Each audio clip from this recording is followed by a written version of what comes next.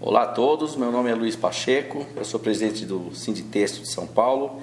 Estamos aqui iniciando uma série de programas cujo nome é Matéria-Prima. Esse programa visa debater de uma maneira descontraída, de uma maneira bastante informal e de maneira bastante prática, temas do interesse em geral do nosso setor têxtil, do setor empresarial e do setor produtivo de São Paulo e do Brasil. É com grande alegria que nós inauguramos, então, esse nosso programa Matéria-Prima. E para o nosso primeiro programa, eu tenho a honra e a satisfação de receber aqui na sede do Sinditexto a doutora Luciana Freire, que ela é diretora jurídica da Fiesp. Luciana, muito obrigado pela sua presença, seja bem-vinda e espero que a gente tenha um bate-papo bastante agradável. Prazer é meu, estou muito feliz de estar aqui na sede do Sinditexto, um sindicato tão importante, para mim é uma honra. Eu agradeço na sua pessoa a todas as empresas e filiados do seu sindicato. Muito bom, obrigado. Para o nosso primeiro tema escolhido foi o tema da legislação, da modernização trabalhista. Muitos falam de reforma trabalhista, mas eu particularmente gosto da expressão modernização trabalhista. E a doutora Luciana, ela é craque nesse assunto, porque ela participou de diversos fóruns de debates nacionais e internacionais, tanto desde a época do início da elaboração do projeto, como de todos os debates, diversas audiências públicas, representando os interesses jurídicos do meio empresarial. Então, eu fico bastante à vontade, Luciana, de explorar os seus profundos conhecimentos sobre essa matéria. E eu abriria com aquela pergunta que é aquela que todo mundo faz quando fala de modernização trabalhista. Qual é a sua expectativa pessoal e do meio empresarial em geral que você consegue perceber com relação àquilo que essa modernização trabalhista deve trazer nas relações entre empregados e empregadores no Brasil? Bom, Pacheco, a nossa perspectiva é muito positiva, né? O cenário é muito positivo. Eu acho que as relações de trabalho realmente precisavam ser modernizadas, né? Nós temos uma legislação da época de 1940, a nossa CLT é da época de Getúlio, então já era hora de termos uma modernização que avançasse de acordo com os nossos tempos, né? A legislação trabalhista que temos hoje, ela não está adequada aos contratos de trabalho que temos hoje, ao home office, ao trabalho parcial, ao trabalho eventual, ao trabalho autônomo, e a nova legislação trouxe tudo isso à tona. Então, a nossa perspectiva, olhando pelo lado empresarial, é que tenha bastante sucesso. Mas para o trabalhador, ela também vem trazer uma grande segurança jurídica e uma flexibilidade de direitos que o trabalhador antes não podia negociar. Então, trabalhadores tinham engessamento, que não haveria parcelamento de férias. Agora, o empregado interessado pode parcelar as férias em até 3 períodos, se ele quiser. O empregado, se quiser negociar, por exemplo, o horário de almoço, para sair mais cedo, ter um almoço mais reduzido, para buscar filho na escola, para fazer uma faculdade. Então, a legislação, ela trouxe uma flexibilidade e segurança jurídica nas relações de trabalho. Você usou aí o exemplo do intervalo para a refeição. Nós sabemos aí que no nosso meio empresarial, muitas empresas sofreram muito com a questão do intervalo reduzido para a refeição, onde as empresas seguiam toda a normatização necessária para cumprir os requisitos para que pudesse oferecer um intervalo reduzido em benefício dos próprios trabalhadores, na grande maioria das vezes até demanda dos próprios sindicatos de trabalhadores, proporcionando uma jornada de trabalho mais curta aos sábados, etc. Esse ponto é um ponto muito traumático no meio empresarial, porque muitas empresas, aquela história do que no Brasil até o passado é incerto, porque de repente surgiu uma súmula do TST que diz, não, intervalo para refeição não pode mais, todo mundo que praticava cumprindo todas as normas passou a ter passivos trabalhistas muito expressivos. Você acredita que, de fato, não deva haver novamente uma judicialização desse tema no futuro? Eu acredito que esse tema ficaria superado com a nova legislação, né? Está expresso na lei nova que isso pode ser negociado com o sindicato da categoria, isso deve ser respeitado pelo judiciário. O que havia, como você muito bem ponderou, eram anulações de cláusulas, onde o próprio sindicato dos trabalhadores negociava uma redução do horário de almoço e o judiciário vinha e anulava essa cláusula. Agora, com isso expressamente permitido em lei, isso deve ser respeitado pelo judiciário. Aquele setor que fica determinado que para ele, para aquela atividade, para aquela peculiaridade, é possível que o trabalhador tenha refeitório, é possível que o trabalhador, por exemplo, numa cidade pequena, almoce na própria residência, ele tem condições de ter um almoço saudável, digno, em 40 minutos, e ele não quer esperar 1 hora e meia para retornar ao trabalho, negociando isso por meio do sindicato da categoria, não há por que o judiciário anular mais essa negociação. E vai ter também a possibilidade de sair mais cedo nos sábados, né? Que era sempre o grande anseio, porque tornava a jornada muito mais prolongada. Prolongada, e vai poder ficar com a sua família aos sábados, vai poder ter uma qualidade de vida que hoje também é a busca do trabalhador. Né? Entendi. Me conta uma outra coisa. Nós temos visto aí, nas últimas semanas, manifestações, encontros, etc., de grupos do Poder Judiciário Trabalhista, buscando alternativas, vamos dizer assim, no sentido de não se aplicar a nova lei da modernização trabalhista. Você acredita que isso que nós temos lido, visto e ouvido representa necessariamente o ponto de vista da maioria do judiciário trabalhista, ou você acredita que esses são movimentos muito pontuais e que não necessariamente representam o anseio da magistratura trabalhista? Olha, Pacheco, eu acredito que isso é um movimento especial, pontual, né? Nós estamos falando aqui de uma semana de súmulas, um evento que foi realizado pela ANAMATRA, né, que é a Associação Nacional dos Magistrados. Nesse evento que nós pudemos acompanhar, tiveram mais ou menos 300 juízes, de um total de quase 4 mil, né? Então não foi uma massa tão expressiva. E os juízes que eu tenho conversado, os grupos que eu participo, eu sou professora também em universidade, tenho bastante contato, eu vejo que é um movimento mais positivo do que está sendo divulgado por alguns meios de comunicação. O próprio presidente do TST, inclusive, já se manifestou por jornais, a semana retrasada na CNI, inclusive, se manifestou no sentido, não se preocupem que esses são movimentos pontuais. É isso que você percebe também? Eu percebo da mesma forma. Eu acho que o ministro Ives, presidente do TST, está correto, ele tem trabalhado bastante desde o início para que haja uma modernização no processo do trabalho, para que haja menos litígios, para que haja mais diálogo, e eu acho que o que ele também vem buscando vai ser ouvido pelo judiciário. Ele tem repetido isso nos jornais diariamente, hoje mesmo, tem saído matérias a respeito disso, e eu acredito que o presidente do TST está correto na sua percepção. Você tocou num ponto muito interessante, do processo do trabalho. Hoje é sabido que o Brasil é disparado, não existe precedente no mundo com relação à indústria de reclamatórias trabalhistas. São milhões de novas reclamatórias trabalhistas por ano. Quais os marcos principais que você está enxergando, Luciana, que essa que a modernização trabalhista deve propiciar no sentido de num primeiro momento, arrefecer, vamos dizer assim, a indústria de reclamatórias trabalhistas que existe instalada no Brasil, que é algo totalmente insano isso que isso tem vivido. Aqui no próprio Sinditexto nós fizemos uma enquete nos últimos 3 meses, mais de 50 empresas foram ouvidas e nós pudemos verificar que existe nos últimos 3 anos, uma elevação muito grande, não só na quantidade de processos trabalhistas, como também na questão das provisões trabalhistas que as empresas são obrigadas a fazer, muito em função dos valores abusivos dos pedidos das reclamatórias.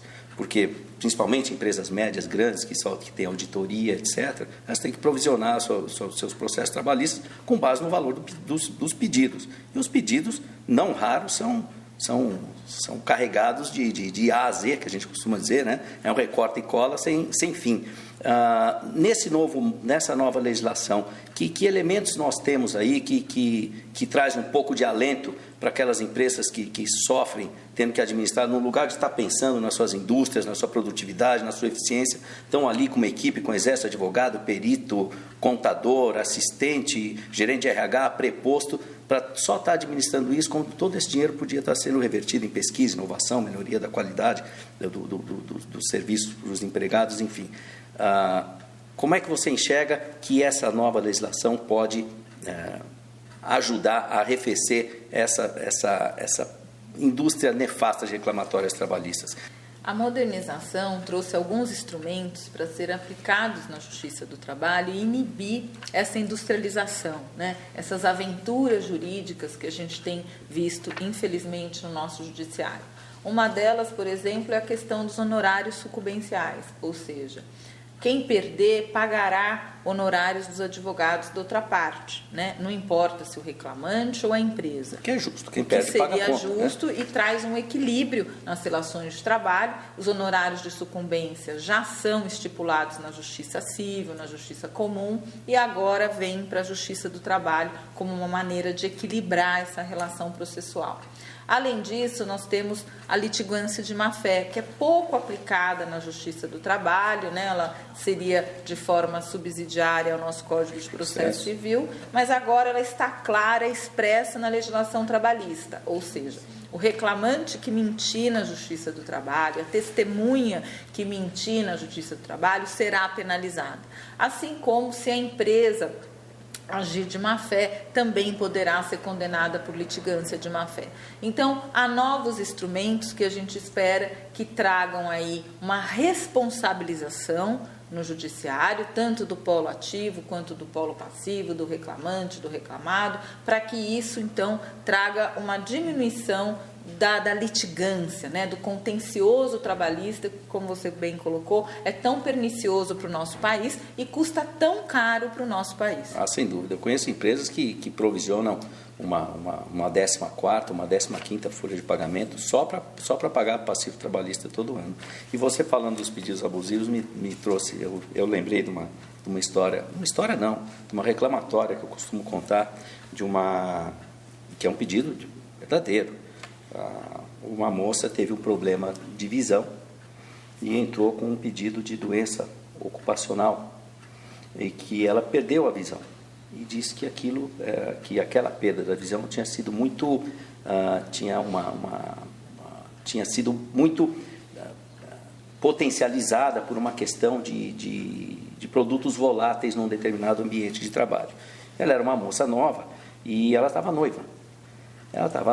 E como ela perdeu essa visão, ninguém quer perder a visão, evidentemente, mas não tinha relação nenhuma com o ambiente de trabalho. Mas o advogado dela conseguiu, de uma maneira muito criativa, fazer um pedido onde ele pedia não só a indenização por uma pensão por perda de capacidade laborativa, mas também porque o noivo desmanchou com ela.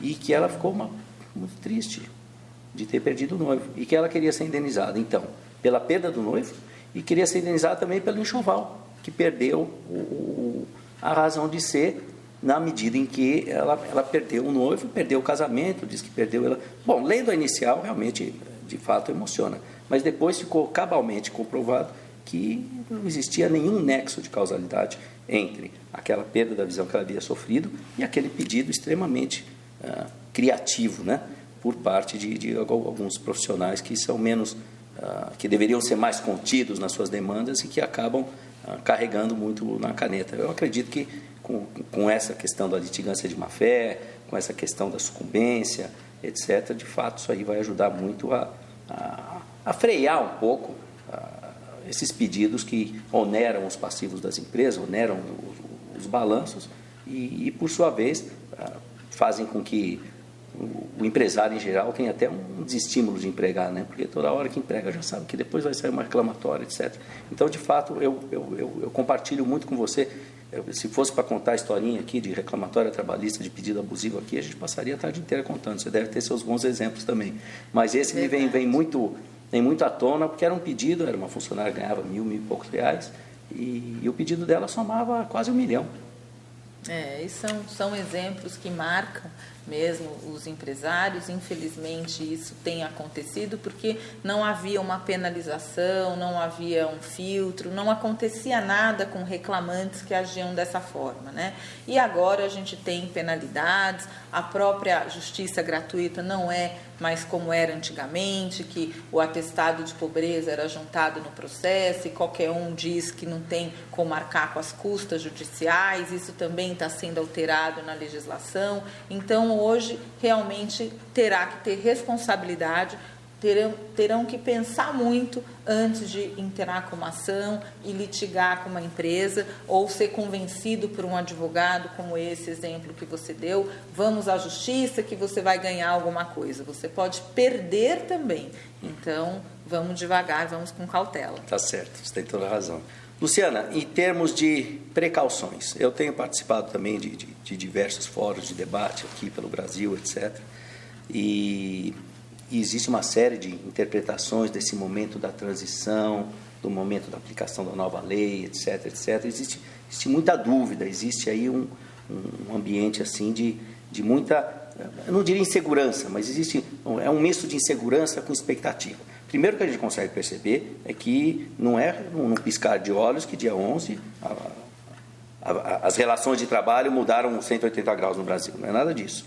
Mas nós sabemos que existe uma série de pontos que só o tempo vai poder nos dizer como diversos itens dessa nova legislação da modernização trabalhista devem ser aplicados. Que tipo de recomendação, que tipo de orientação você daria para os empresários? Porque às vezes eu enxergo que tem muito empresário dizendo, opa, dia 12 de novembro minha vida vai ser outra. E a gente fala, pera, não é assim, vamos devagar, porque tudo vai passar por um período de adaptação. Afinal de contas, nós estamos vindo de uma legislação, como você mesma disse, dos anos 40, que já tinha viés de Primeira e Segunda Guerra Mundial, a gente sabe disso. Precauções, orientações para o empresário nesse novo ambiente de relações do trabalho. Você tem razão. A gente tem uma legislação nova, né? Custou bastante para chegarmos até aqui, foram vários anos trabalhando numa modernização. Enfim, vencemos a etapa do legislativo, mas não podemos agora cair na etapa do judiciário, né? O que a gente quer é justamente fugir do judiciário e trabalhar num ambiente mais livre, né, e sem essa intervenção permanentemente estatal. E para isso a gente tem que ter dentro da empresa um grupo multidisciplinar. Eu acho que para implantarmos a reforma, eu recomendo que as empresas busquem montar um grupo de trabalho, né, com o seu departamento jurídico, advogados internos ou externos, se ela tiver escritórios terceirizados, o departamento de recursos humanos, de gestão de pessoas, a área de segurança e saúde, os médicos do trabalho, e que com esta equipe, cada um de acordo com a sua competência, com o seu olhar, vamos implantar a reforma. Há coisas que já podem ser implantadas desde o início, né? A partir de 11 de novembro, em caso de demissão, a empresa não tem que mais homologar, por exemplo, no sindicato. As demissões são feitas no RH da própria empresa. Há questões que merecem um pouco mais de cautela, que deverão ser objeto de negociação coletiva, e aí tem que ser feita uma estratégia, né, de negociação, porque as convenções assinadas, elas devem ser honradas até o final, elas estão assinadas. As próximas negociações devem haver futuramente um novo diálogo, uma nova estratégia com o Sindicato dos Trabalhadores. A gente sabe que muitos sindicatos de trabalhadores estão voltando para a pauta de pleitos tudo aquilo que foi alterado com a reforma, né? Então nós precisamos ter muito cuidado com isso, porque não adianta alterar a legislação e voltar tudo para dentro da convenção. Eu já li pauta dizendo, é proibida a terceirização da atividade fim. Pois é, então... Como eu li também, segue sendo obrigatória a homologação da rescisão na sede do sindicato. Há sindicatos com essas tentativas. Então, a empresa, por meio do seu sindicato patronal, né, nós temos aqui sindicatos fortes, e o Sinditeixo é um bom exemplo disso, deve procurar o seu sindicato, participar de reuniões, se reunir com seus pares para trabalhar nas estratégias de negociação, que é bom para o seu setor, e implantando essa reforma aos poucos. Há medidas efetivas para serem feitas de imediato e há algumas que devem ser feitas há 6 meses, a 12 meses. O judiciário, nós só vamos saber realmente como isso vai ser interpretado em alguns meses e anos, o tempo vai dizer, né? Nós trabalhamos com primeira instância, os tribunais regionais e temos o Tribunal Superior.